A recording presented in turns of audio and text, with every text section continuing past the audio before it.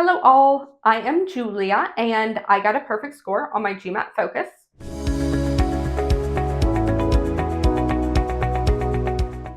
Today, we're going to practice some reading comprehension application questions so that you can get a feel for my approach to this style and boost your reading comp skills.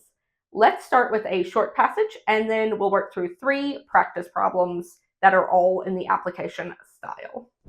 Here is our passage.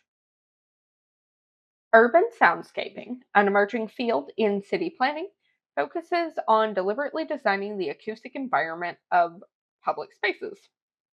Unlike traditional noise control, which simply aims to reduce sound levels, soundscaping involves actively shaping the acoustic experience. Practitioners use techniques such as strategic placement of water features, incorporation of sound absorbing materials, and creation of acoustic refuges, spaces where city dwellers can find relief from urban noise. Some cities have even experimented with sonic art installations that introduce pleasant sounds to mask less desirable noise. The success of these interventions is measured not just in decibel levels, but in how the space's users perceive and interact with the sound environment. So let's go through our application questions and get a feel for them. Question 1. Which of the following best exemplifies an acoustic refuge as described in the passage? Let's find the acoustic refuge part. Acoustic refuges, spaces where city dwellers can find relief from urban noise. So, a construction site during active work hours. No, that sounds super loud. B, a busy intersection with multiple traffic signals. That also sounds super loud. C, a street musician performing in a subway station. That's a little bit better, but it still sounds pretty loud. D, a garden courtyard surrounded by dense vegetation that blocks street noise. Oh, that seems like an acoustic refuge. And E, a sports stadium during a major event. So loud. No. D is surrounded by dense vegetation that blocks street noise, so that would be a place that city dwellers could find some relief from urban noise. Let's look at our next question. Which of the following situations most closely parallels the relationship between traditional noise control and urban soundscaping as described in the passage? Let's find the difference. Urban soundscaping focuses on deliberately designing the acoustic environment of public spaces, unlike traditional noise control, which simply aims to reduce sound levels. So, traditional noise control aims to reduce sound levels, and urban soundscaping deliberately designs an acoustic environment. Let's look at our options.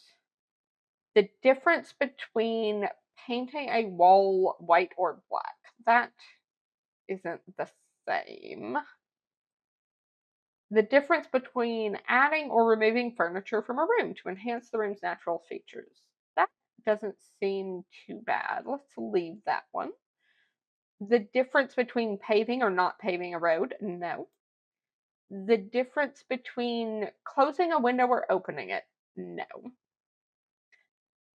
The difference between removing artificial light from a park and designing a lighting plan that enhances visibility while preserving natural darkness.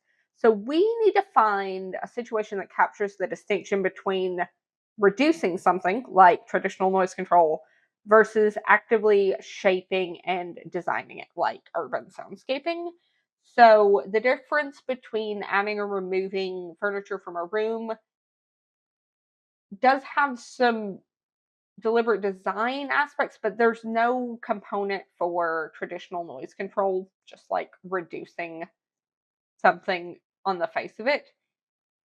Furniture placement will always be kind of deliberate, I think. So I think that E is better because it is the difference between straight up removing light and designing a lighting plan that enhances visibility. So, like a thoughtful design while preserving natural darkness, so also capitalizing on what the space has to offer. E is the closest. One more question.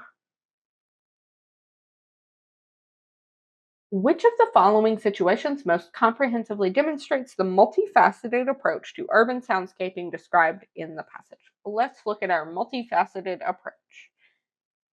Soundscaping involves actively shaping the acoustic experience. Practitioners use techniques such as strategic placement of water features, incorporation of sound absorbing materials, and creation of acoustic refuges. Some cities have even experimented with sonic art installations that introduce pleasant sounds to mask less desirable noise. Let's look through our choices. An office that provides noise canceling headphones to employees.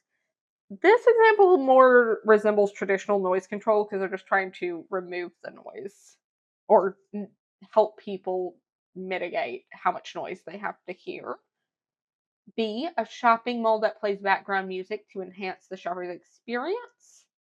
That is a thing. I would not call that multifaceted. That is monofaceted. A restaurant that uses thick tablecloths on tables to reduce noise. That is an incorporation of sound absorbing materials, but again, not multifaceted. A museum redesign project that incorporates sound dampening ceiling panels, marble fountains, and soothing sonic installations for visitors to interact with. That's three things.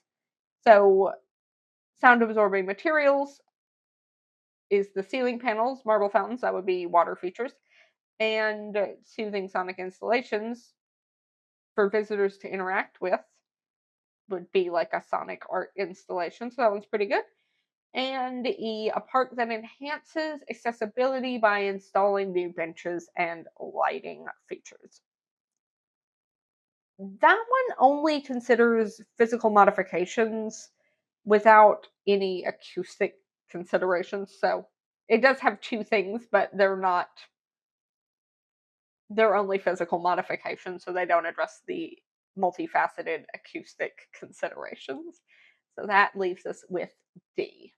I hope that seeing the different forms RC application questions can take will help you recognize and solve them in a strategic, reliable manner. Keep practicing, and it all gets much easier. Until next time.